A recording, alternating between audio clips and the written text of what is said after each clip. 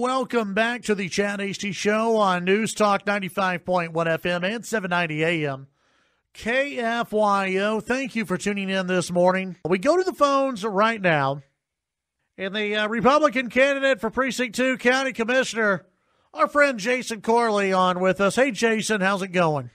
Oh, pretty good, Chad. How's your morning? Well, it's pretty good. There's a story that, and I contacted you on Friday because I wanted to get you on to talk about this. The story that there's the budget battle between, or I guess the budget, they're at odds because the budget's already over. They're done with it.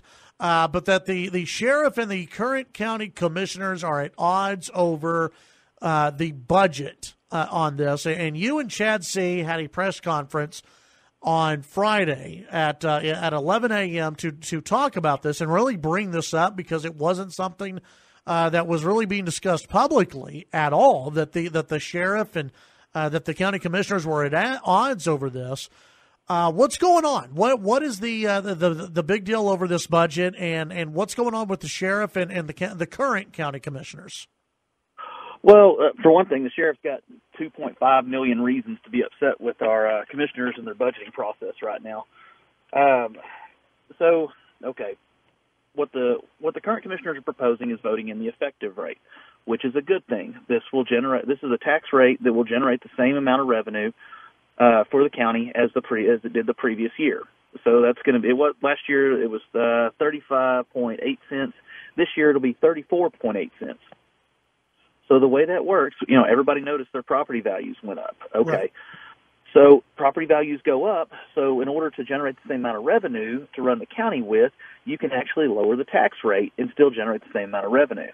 Okay, so what that should do is gives you a flat budget. You get the same dollar amount from the previous year that you have this year as you had the previous year.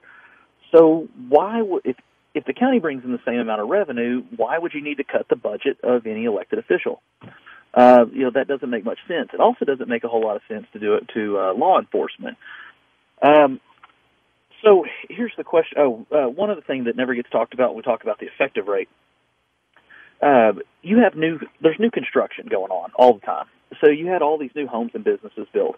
Okay, once these buildings were completed and sold, the new owners paid property tax on those. Okay, so last year alone, that revenue was generated in the amount of $2.16 million. The other thing that increased that was above what was budgeted for was the sales tax revenues, which was $1.2 million. So that means that on top of having the same dollar amount coming in this year as we had last year, the county also has an additional $3 million, almost $3.5 million to work with as well. So why would you need to cut $2.5 million out of Sheriff Rowe's budget? That's the big question here. Political motives, I can see that being an issue after Bill McKay's comment about the new guys can figure it out or eat crow. Yeah, was that Bill McKay who said that? Because the AJ just has it. When they spoke to Sheriff Rowe, he says that he walked into one of the commissioner's offices. They don't name names, and said, and that's what the sheriff said, is that that'll be their problem. They can eat crow. That's what the sheriff says. One of the county commissioners. Was it Bill McKay who said that? That was my understanding. I forget which publication put that out, but yeah, that was Bill's comment. He also said, Bill McKay later denied it and said that he hasn't said anything about dove or quail or any other bird for that matter. Anyways, so back to why this is a problem. Right now, as far as, I'm sorry, I didn't cover this. Okay, there was never any reason to cut the sheriff's budget by this much money. Talk to other departments. They're not seeing the same kind of cuts. That's a 16% budget cut on Sheriff Rowe. I've talked to two other department heads that told me they had very minimal cuts, if any. We don't really need to be cutting public safety right now. And if our commissioners are going to say that, well, the last election cycle we heard the public loud and clear that they wanted lower tax rates. Okay, well the public also said they wanted public safety, that was a big issue as well. You've got three candidates who all got elected that all said that public safety was an important issue for the county, and that was something that needed to be funded. And here we are cutting that out of their budget. that's not right. That's not a good thing. One of the things that's going to get cut on there is going to be is funding for bulletproof vests. Our department heads don't have a lot of control over, inflation when the price of products that they use go up. Well, the price of bulletproof vests goes up from year to year with inflation. So we're not covering that increased cost for the sheriff's department. So that's going to put officers at risk. Another thing that's going to become a big problem is going to be is not funding the replacement of the Tahoes that our patrol drives. The sheriff's office does a really good job of trying to rotate those out. They'll let a Tahoe stay on patrol for about 80 to 100,000 miles. Then they'll shift it off to investigations or a different department that won't put as many miles on it. Yeah. Once they get to a certain number, they go ahead and trade those in, try to recoup some of the value on them, and keep those cycling through here. So if we have if we have a sheriff's deputy on patrol and they get into a police chase, they're not breaking down on the side of the road. That's an important thing to keep in mind. If we don't keep rotating those Tahoes out, if we don't do it this year, what's going to happen is you're going to have twice as many next year, or maybe more, because you're having to push those vehicles, to a higher mileage before you're rotating them. That's just going to wind, you're just pushing the buck a little bit further down the road. That's kind of like if you wanted to save money, so you said, well, I just won't change my oil. Okay, well, you might get away with that for a year, but next year you're going to be buying a new engine. Yeah. It's going to be the same thing on a bigger scale. So let me ask you this, because you mentioned it earlier, and I said it earlier on in the show. Adopting the effective rate is great. That's what should happen. And as you also brought up, in theory, and let's just say there was no new construction, right? Okay, there's nothing new. All construction has stopped in Lubbock. You should be bringing in around the same amount of money as you did last year. Why are there budget cuts? Where is that money going?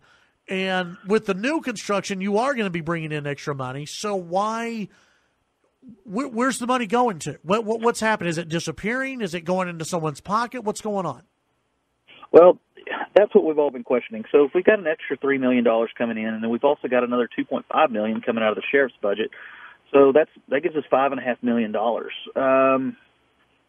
One of the things that's being kicked around right now, and this is something the public needs to keep a very close eye on, and it's not as glamorous. It's not something that really makes the news much as the technology services that the county receives. Right now, we have a contract with KeyCorp. Local companies service the county for many years, done a pretty good job from what I'm told. And there's a competing bid right now. It looks like the county may be trying to bring in Tyler Technologies. Another good company. They service a lot of different cities and towns in the state. But the problem with that is that their services are a lot more expensive.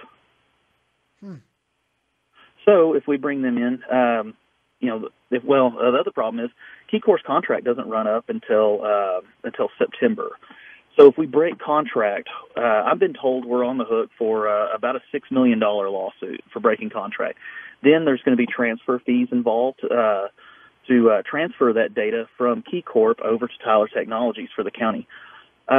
It's worth pulling a copy of the contract that the county has signed and reading through it. I know Chad and I have looked over it a couple of times, and one thing that's not in there, there's not a dollar amount listed for what that transfer fee is going to cost.